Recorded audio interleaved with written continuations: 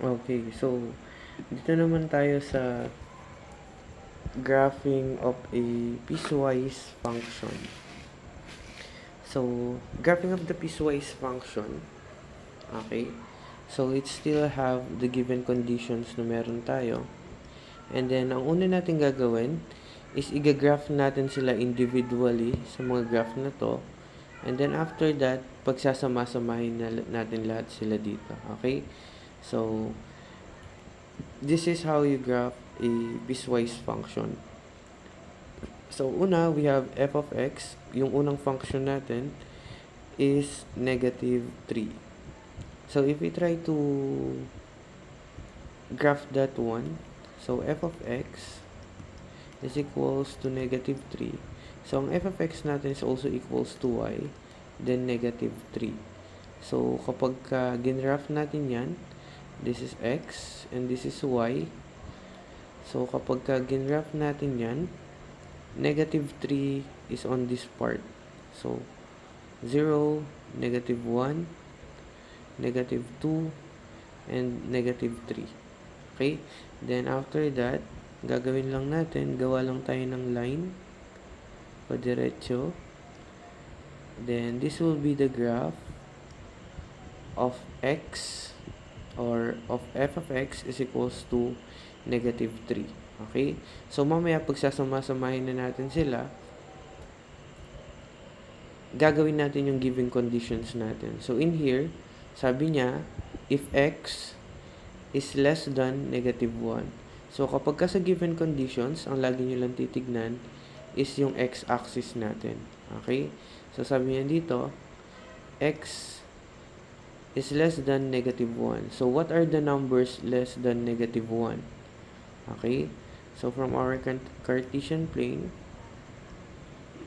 so, yung mga numbers less than negative 1, yun yung mga numbers na negative 2, negative 3, okay?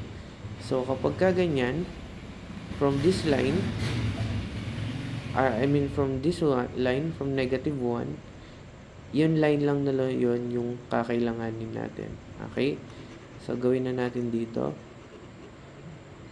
sa mismong Cartesian plane. So, ang mga kailangan lang natin na line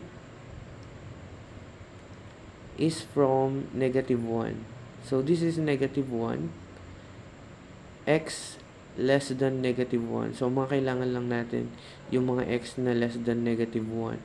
So, which are these lines? So, it means from here, magkakat na tayo ng line dito. And kapag yung sign natin dito is less than or greater than lang, ang magiging point natin dito is hollow. Okay? So, magiging from this one, hollow yung gagamitin natin. So, kung aayusin natin yan, burahin lang natin.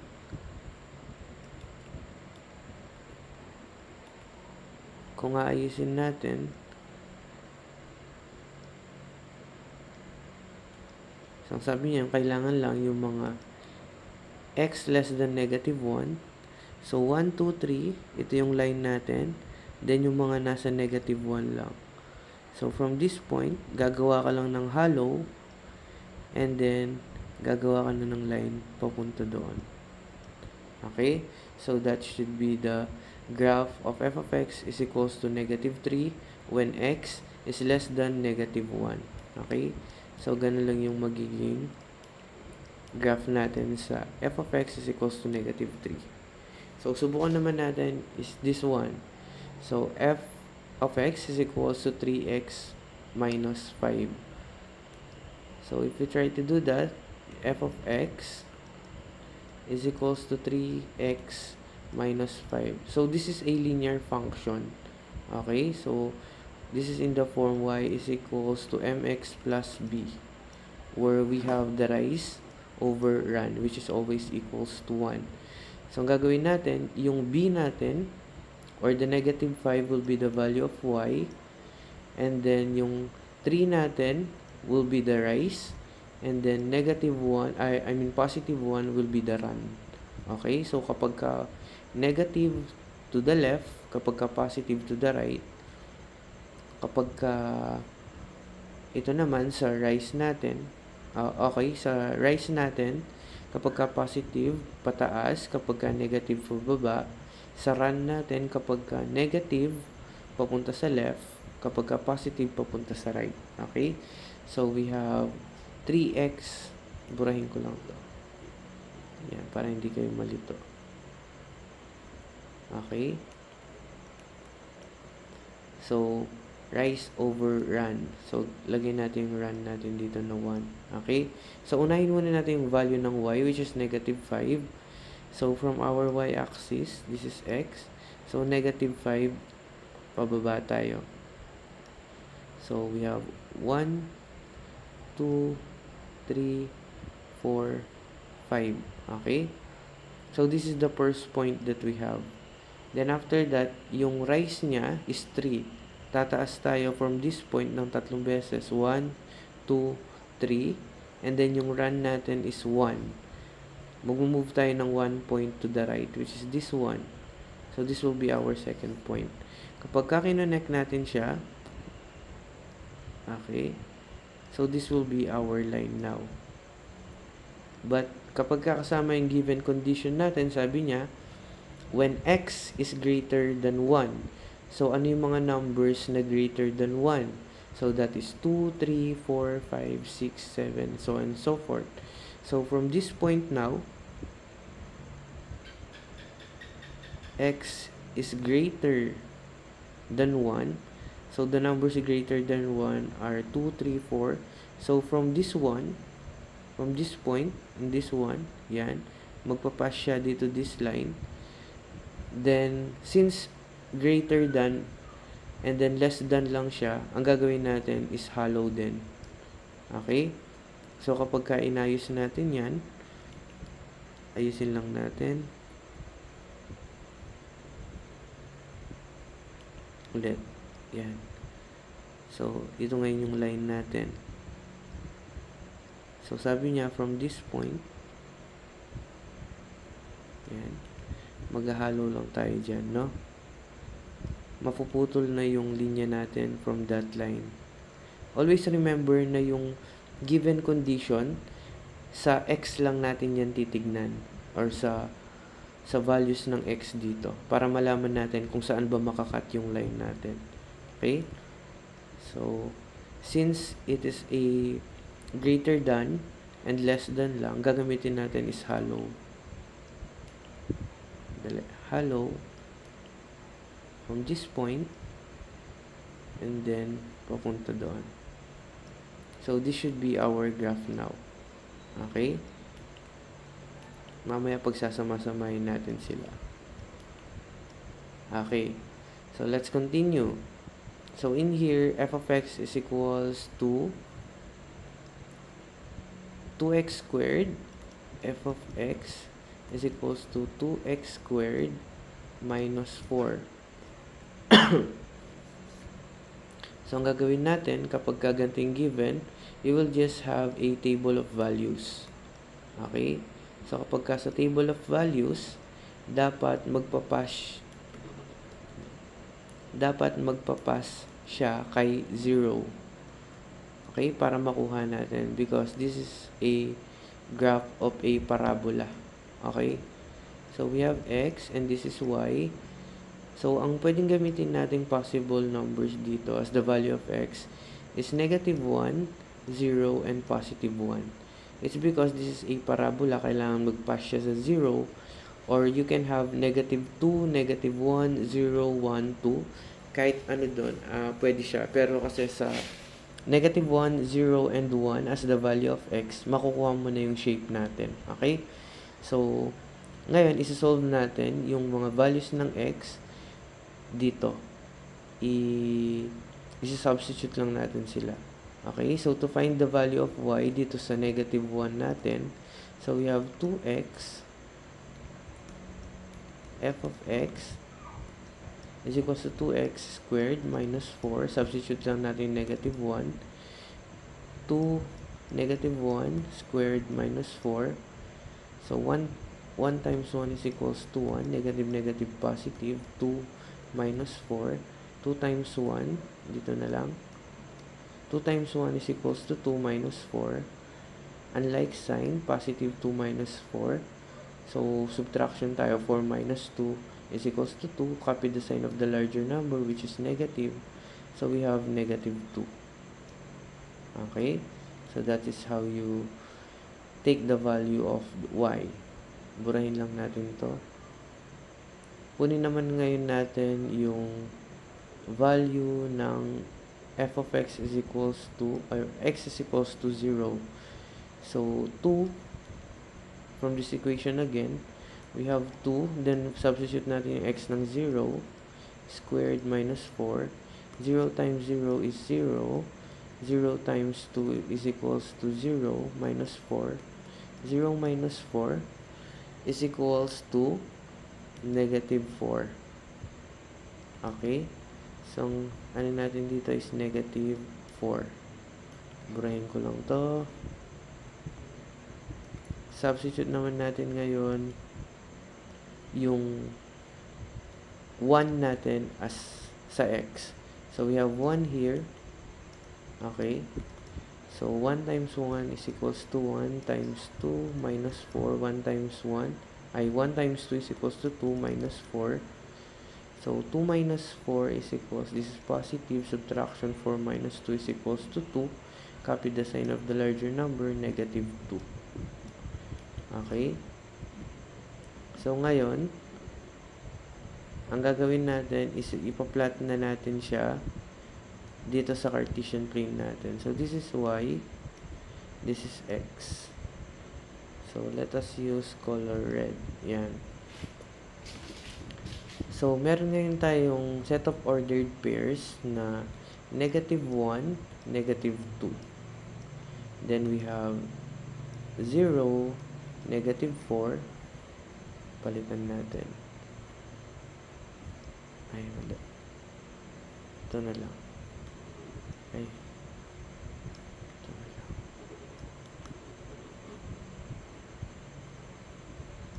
Okay. So, we have negative 1, negative 1, negative 2. We have 0, negative 4. And we have 1, negative 2. Okay? So, these are the pairs that we have. No? Kung nalilito kayo kung saan siya nanggaling. Okay, so i-plot natin muna to. So, the value of x is negative 1. So, this is negative 1. And then, the value of y is negative 2. 1, 2. So, this will be the first point that we have. Okay? Palitan natin ng kulay. Again, so we have negative 1 sa value ng x is here. And then, magmumove tayo ng negative 2 sa value ng y, 1, 2. Okay? So, this will be our first point. Next, 0, negative 4. So, the value of x is in here is as 0. Then, y natin is negative 4. 1, 2, 3, 4. So, the next point is in here. Burahin lang natin to. Next, we have 1, negative 2. So, the value of x is 1, which is this 1. And then, the value of y is negative 2. So, 1, 2, which is here at this point. So, burahin na natin to. So, if we connect those lines, ang makukuha nating graph is a parabola. Okay? So, parabola yung makukuha graph ngayon. Ngayon, with the given condition, sabi niya, when x is less than or equal to 1. Okay? So, from the number line, which is the values of x, which are this line, yan, padiretsyong line na yan, when x is less than or equal to 1. So, from this one, ang sabi niya, from this point, yan,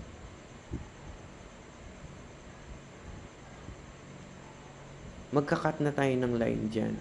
Ngayon, ang hanapin natin kung ito bang side na to, or ito bang side na to yung kukunin natin. Okay? Sabi niya, x is less than or equal to negative 1. So, what are the numbers that are less than positive 1? So, those are the negative numbers or yung mga line na papunta dito. That's why, yung graph na matitira natin is this line. Okay? So, buburahin na natin to. So, ang line na lang na matitira is this one. Hanggang doon sa line na given condition na meron tayo. Hanggang dito. Okay? So, buburahin na natin to ngayon para ma-clear yung graph natin. Okay. So, always remember na kapag ka yung inequalities natin dito ay merong equal to, ang magiging point natin dito is a solid point. So, magiging full black or red siya. Okay? Ganyan yung magiging point natin. Okay? So, pagsasama-samahin natin sila sa isang graph. Okay? So, ito muna. Negative 1. Tapos 3. Negative 1, 3. Gayahin natin yung color natin. So, negative 1 and 3. Hollow. And then, line numbers less than negative 1. Okay? Then, susunod, ito naman. So, positive 1, negative 2. So, positive 1, negative 2, which is in here. Gamitin natin yung black. 1, negative 2, which is in here. Hollow lang tayo. Since wala siyang equal to. And then, pataas yung numbers natin. Okay? So, papunta dito. Okay.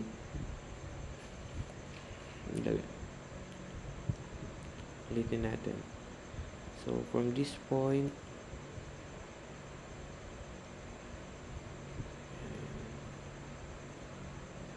okay.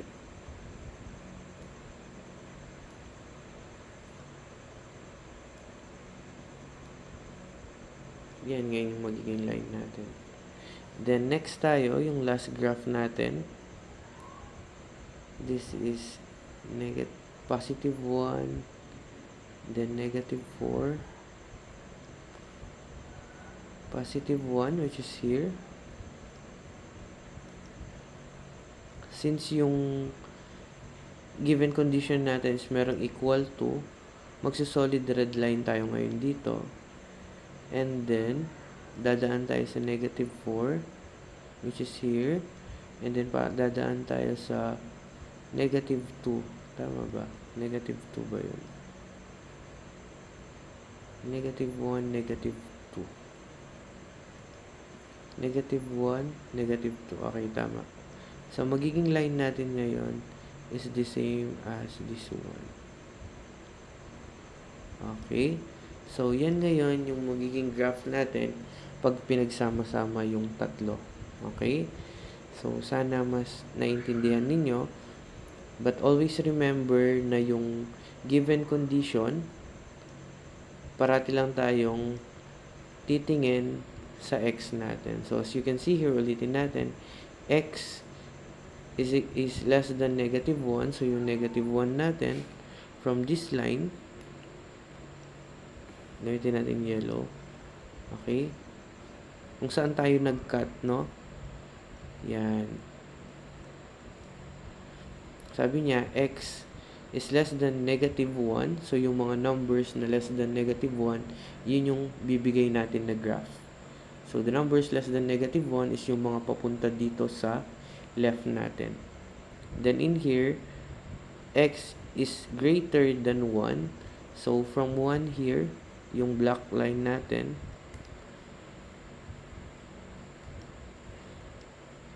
so, from here, 1, Yan. Yan yung 1 natin. Sabi niya, is greater than 1. So, the numbers that are greater than 1 is yung mga papunta dito. Okay? Yan yung mga numbers na greater than 1. Kaya yung graph natin is yung papunta lang dito. Yan. Okay? Sana nagkaka-idea kayo kung paano ba kunin yung mga given condition or kung ano yung line na ititira mo. Then after that, in here, sabi niya, x is less than or equal to 1. So, from 1, the same line in here, that's why nagkita yung black at red line natin. It's because they have the point kung saan sila mapuputol. Sabi niya, is less than or equal to 1. So kapag ka may equal sign, this should be a solid line. Ay, may buray. Okay, so this should be a solid line. Then, papunta doon. Okay? Sana mas naintindihan ninyo kung paano ba ina-apply itong given condition natin. Okay? So, pwede nyo subukan tong next function natin to know kung mas naintindihan nyo ba yung video tutorial, or you can always replay sa dinadiscuss natin on how to graph a piecewise function. Thank you.